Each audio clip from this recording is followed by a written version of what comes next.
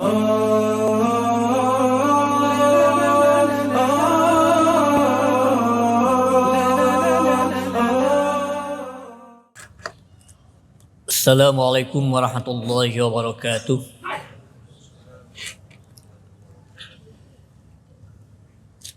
Alhamdulillahi rabbil alamin. Wassalatu wassalamu ala asyrafil mursalin Sayyidina Muhammadin al-amin wa ala alihi wa sahbihi ajma'in. Allahumma rabbi syrah li sadri wa yassir li amri wahlul 'uqdatam min lisani yafqahu qawli.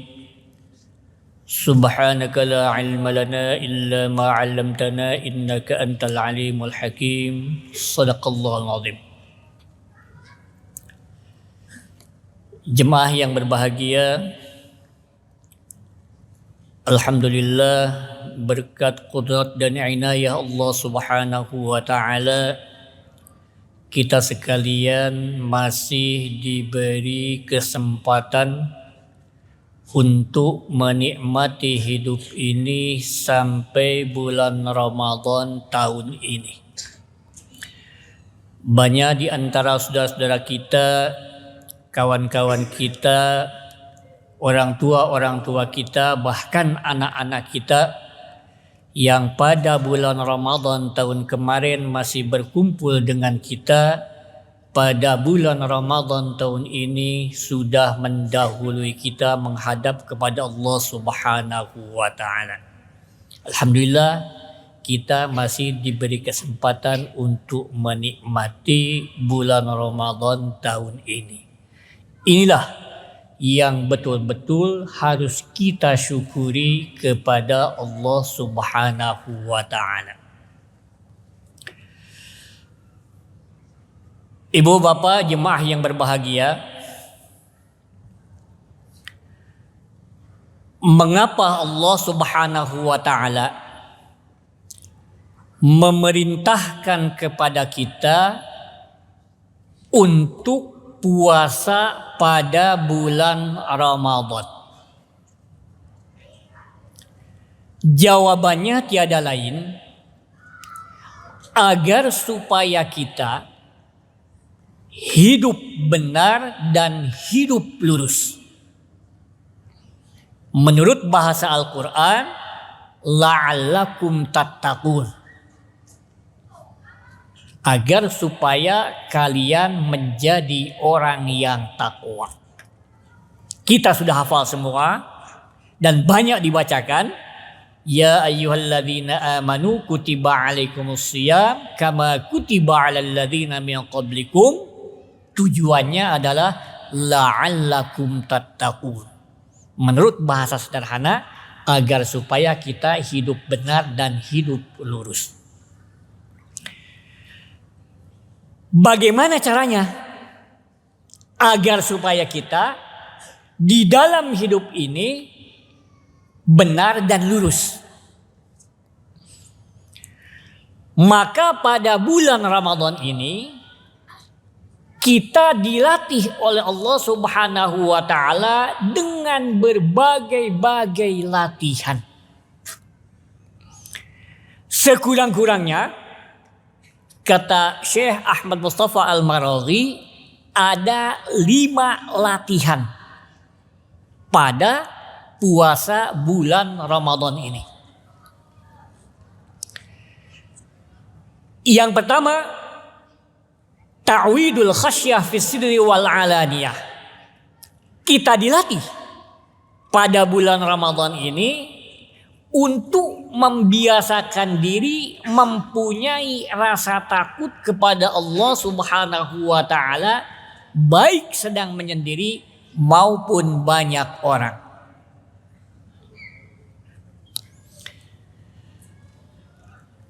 Puasa satu-satunya ibadah yang mudah sekali dibohongkan kepada orang lain. Kalau ibadah-ibadah yang lain sulit untuk dibohongkan kepada orang lain. Orang yang tidak sholat akan ketahuan.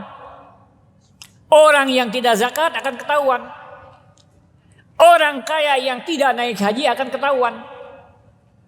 Tapi orang yang tidak puasa, asal di luar tidak makan dan tidak minum, tidak akan ada orang yang mengira bahwa kita tidak berpuasa.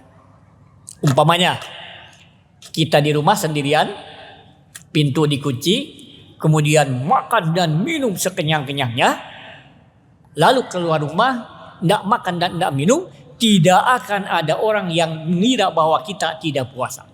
Tapi kita tidak melakukan hal itu. Ada orang, tidak ada orang, tetap kita akan melakukan puasa. Karena siapa? Karena Allah Subhanahu wa ta'ala. Bukan karena orang. Tidak ada orang yang puasa karena orang lain. Kalau sholat, ada orang yang sholat karena orang lain. Nah, selama 1 bulan kita dilatih dengan itu. Mempunyai rasa takut, rasa malu kepada Allah Subhanahu wa ta'ala. Kemudian yang kedua, taksir hiddatis syahwat. Kita dilatih oleh Allah Subhanahu wa ta'ala untuk bisa menahan hawa nafsu dan syahwat. Ketika kita berpuasa siang hari, meskipun makanan-makanan itu halal, kita tahan tidak memakannya. Istri kita halal, pasangan kita halal, tapi kita tidak berani untuk menggaulinya. Nah, selama 1 bulan kita dilatih dengan itu. Kemudian yang ketiga,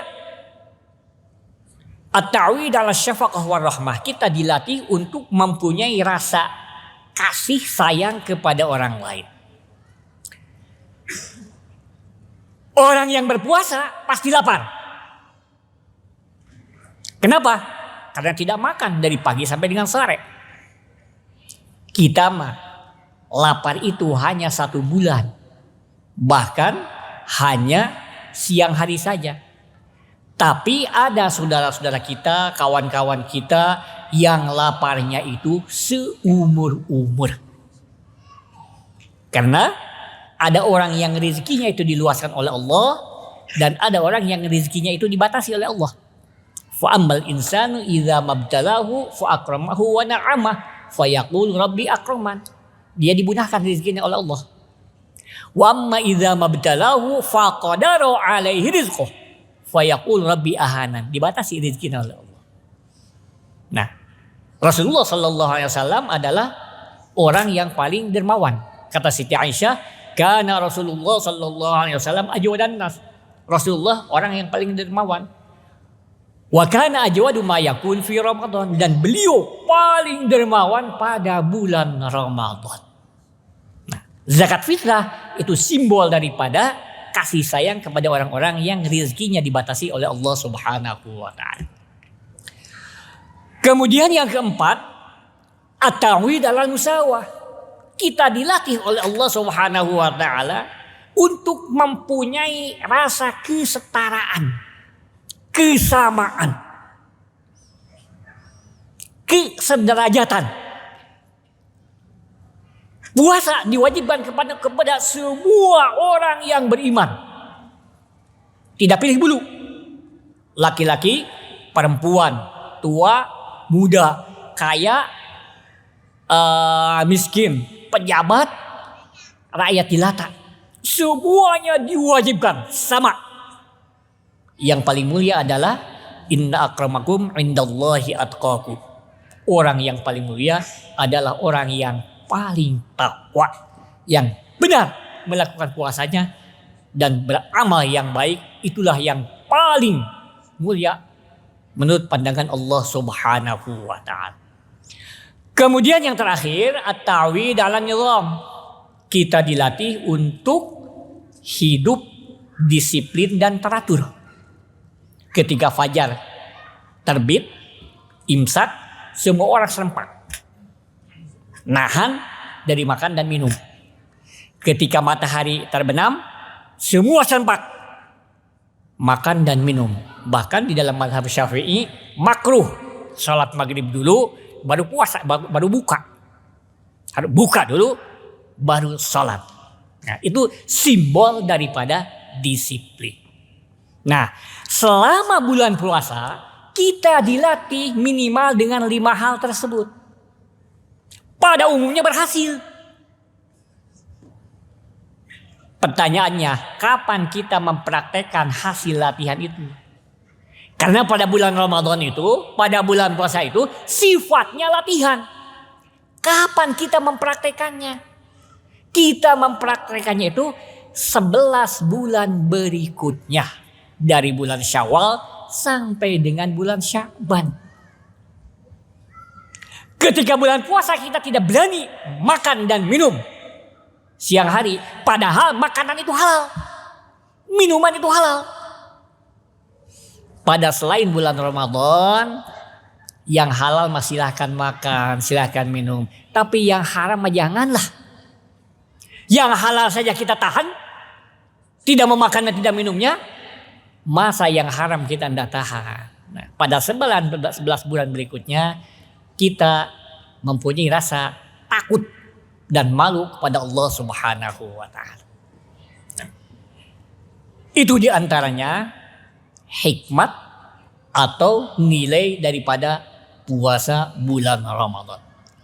Jika yang 5 saja ini kita aplikasikan, kita praktekkan pada 11 bulan berikutnya, pasti hidup kita akan benar.